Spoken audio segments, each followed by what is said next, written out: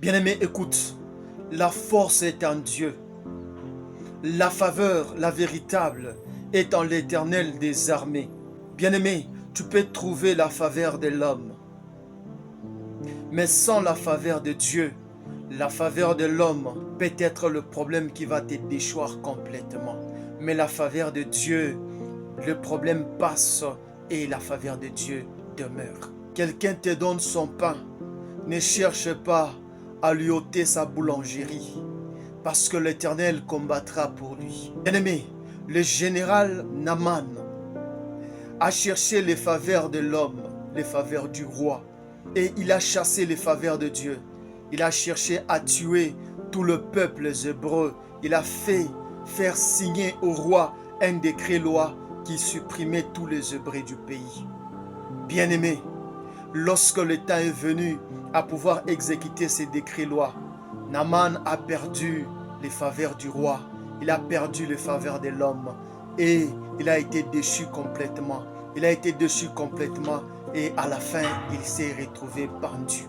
Bien-aimé, quand tu deviens ennemi de la vérité afin de gagner les faveurs de ce monde, les mêmes faveurs seront la corde qui va te servir à te pendre. David a fait faveur à son fils Absalom.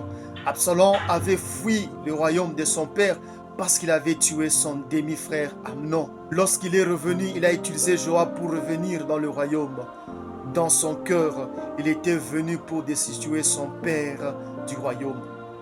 David, en faisant faveur à Absalom, Absalom l'a destitué. Il a cherché même à le tuer. David a fui.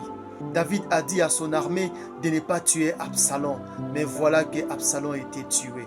Et David a récupéré la royauté qu'il avait perdue à cause de la faveur qu'il avait fait à une personne. Bien-aimé, plusieurs personnes ont fait des faveurs aux gens. Ils ont ouvert la porte de leur maison, leur cœur aux gens.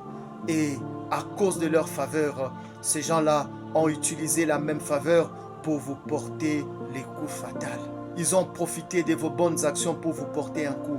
Ils ont profité de votre cœur pour vous porter un coup. Ils ont profité parce que vous leur avez ouvert votre porte et ils vous ont porté un coup fatal.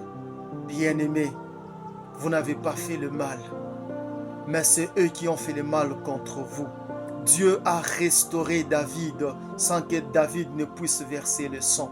Toi aussi, Dieu va te restaurer sans que tu ne puisses entrer en guerre contre celui qui t'a porté ces mauvais coups.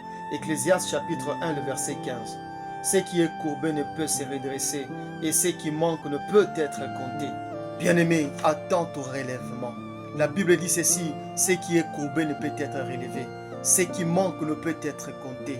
Ne vis plus dans le passé. Ne pense plus à ce que tu as perdu. Pense à ce que tu as aujourd'hui. Et ce que tu as aujourd'hui, c'est ce qui va restaurer ce que tu as perdu.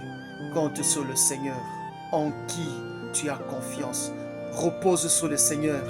C'est lui qui t'a maintenu en vie malgré les coups que tu as subis. David a subi un coup fatal par son propre fils Absalom. Dieu l'avait maintenu en vie jusqu'à ce qu'il est revenu roi d'Israël. Dieu va te maintenir en vie. Dieu va te maintenir en vie afin que tu sois restauré et que tu vives le bonheur. Bien-aimé, ne cesse jamais de faire le bien. Quand tu fais le bien, tu n'éloignes pas les faveurs de Dieu dans ta vie. Et la faveur de l'homme peut être la corde qui va te tuer. La faveur de Dieu demeure et le problème passe. Que Dieu te bénisse.